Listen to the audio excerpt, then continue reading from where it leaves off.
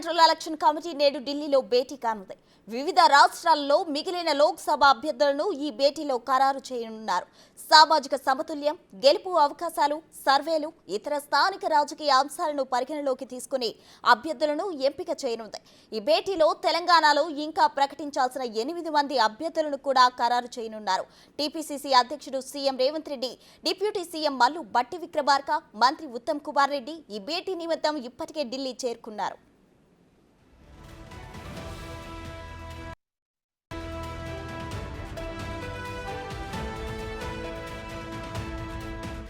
తెలంగాణలో 17 లోక్సభ స్థానాలకు గాను ఇప్పటికే తొలి జాబితాలో 4, రెండో జాబితాలో 5 స్థానాలకు కాంగ్రెస్ అధిష్టానం అభ్యర్థులను ప్రకటించింది.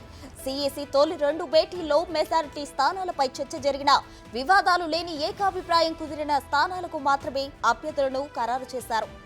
ఇదే అంశానికి సంబంధించి మరింత సమాచారం మా డిప్యూటీ బ్యూరో చీఫ్ సాదిక్ అందించడానికి సిద్ధంగా ఉన్నారు. సాదిక్, చెప్పండి, కాంగ్రెస్ సెంట్రల్ ఎలక్షన్ కమిటీ ఢిల్లీలో భేటీ కానుంది. ఈ భేటీలో ఏవే నిర్ణయాలు తీసుకోనున్నారు? ప్రస్తుత సాయంత్రం Congress party central election committee అభ్యర్థుల ఎంపిక పైన సమావేశం కానుంది. ఈ సమావేశానికి పీసీసీ చీఫ్ ముఖ్యమంత్రి రేవంత్ రెడ్డితో పాటుగా డిప్యూటీ సీఎం మల్లు భట్టి విక్రమార్క, మంత్రులు ఉత్తమ్ కుమార్ రెడ్డి కూడా హాజరు కాబోతున్నారు. రాష్ట్రంలో 17 పార్లమెంటు స్థానాలకు గాను ఇప్పటికే 9 ప్రకటించారు. మరో 8 పైన కూడా కాంగ్రెస్ పార్టీ మేధోమదనం చర్చ కొనసాగిస్తుంది. సామాజిక సమీకరణలు, గెలుపు అంశాలు, గెలుపు గుర్రాలకు టికెట్ ఇవ్వాలి.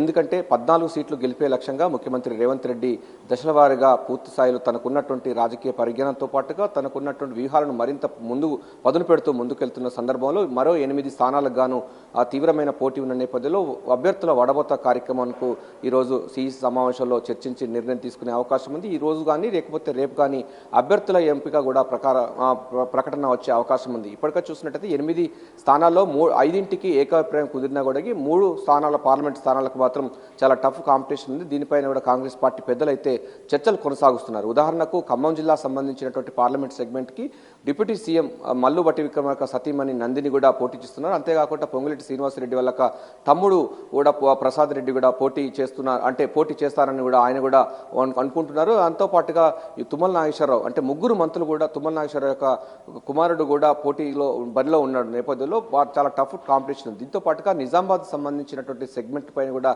తీవ్రమైన పోటీ కొనసాగుతున్న నేపథ్యంలో గెలుపు అంటే అభ్యర్థుల ఖరారు అంశంపై కాంగ్రెస్ పార్టీ ఇప్పటికే వ్యూహాత్మకంగా ముందుకు పోతున్న తర్మిల మొత్తం సీఈసీ సమావేశంలో ఒక కీలక నిర్ణయం తీసుకునే అవకాశం ఉంది. ఇప్పటికే మొదటి దశలో 4 స్థానాలు, తర్వాత రెండవ దశలో 5 స్థానాలకు సంబంధించినటువంటి అభ్యర్థుల ఎంపిక ఖరారైన తర్వాత ఇక మిగతా సంబంధించిన 8 స్థానాలకు అన్నింటి అంశాలపైన కూడా ముఖ్యమంత్రి రేవంత్ రెడ్డి అయితే ఇప్పటికే చర్చలు కొనసాగిస్తున్న ధర్మిలా ఏకాభిప్రాయంపై తీసుకున్నారు. అయితే 3 పార్లమెంటు సెగ్మెంట్లో మాత్రం చాలా టఫ్ కాంపిటీషన్ ఉన్న నేపథ్యంలో సీఈసీ యొక్క నిర్ణయం ప్రకారంగా తీసుకునే అవకాశం ఉంది. ఇందులో భాగంగా మనకు భువనగిరి సంబంధించినటువంటి పార్లమెంట్ సెగ్మెంట్కు చాలా టఫ్ కాంపిటీషన్ ఉంది. కోమటిరెడ్డి బ్రదర్స్ సంబంధించినటువంటి కుటుంబం నుంచి వారికి టికెట్ కావాలనుతున్నారు. చామల కిరణ్ కుమార్ రెడ్డి ఇప్పటికే సీనియర్ వైస్ ప్రెసిడెంట్ ఉన్నారు, ఆయన కూడా టికెట్ ఆశిస్తున్నారు. దీంతో పాటుగా ఇతర పార్టీల నుంచి వచ్చే అవకాశం ఉన్నట్టు కూడా గుత్తా అమిత్ రెడ్డి కూడా వచ్చే అవకాశం ఉన్న నేపథ్యంలో ఎవరికి సీట్ ఇవ్వాలి దానిపైన కూడా కాంగ్రెస్ పార్టీ ముందున్నటువంటి ప్రశ్న ఉన్న నేపథ్యంలో దీనిపైన చర్చలు కొనసాగుతున్నాయి. సో ఏదైనప్పటికీ ప్రస్తుతం దీంట్లో కాంగ్రెస్ పార్టీ మాత్రం వచ్చే ఎన్నికల్లో అంటే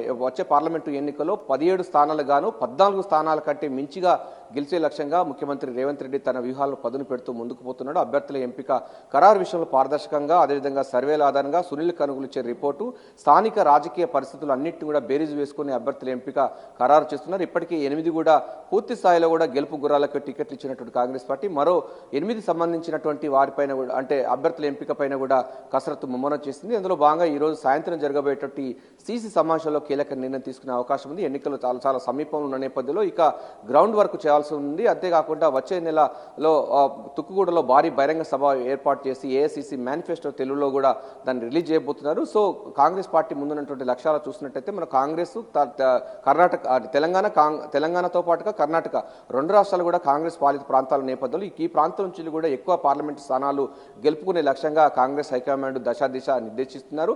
ఈ నేపథ్యంలోనే ముఖ్యమంత్రి పీసీ చీఫ్ రేవంత్ రెడ్డి కూడా తన వ్యూహాలు పదును పెడుతూ మెజార్టీ స్థానాలు గెలుపుకునే లక్ష్యంగా అభ్యర్థుల ఎంపికలో పారదర్శకంగా స్థానికమైనటువంటి రాజకీయ పరిస్థితులు అదేవిధంగా గెలుపు గుర్రాలకు టికెట్లు ఇచ్చి కాంగ్రెస్ పార్టీకి పూర్వవైభవం తెచ్చే విధంగా ప్లాన్ చేస్తున్నారు ప్రస్తుతం. Right, thank you Sadiq.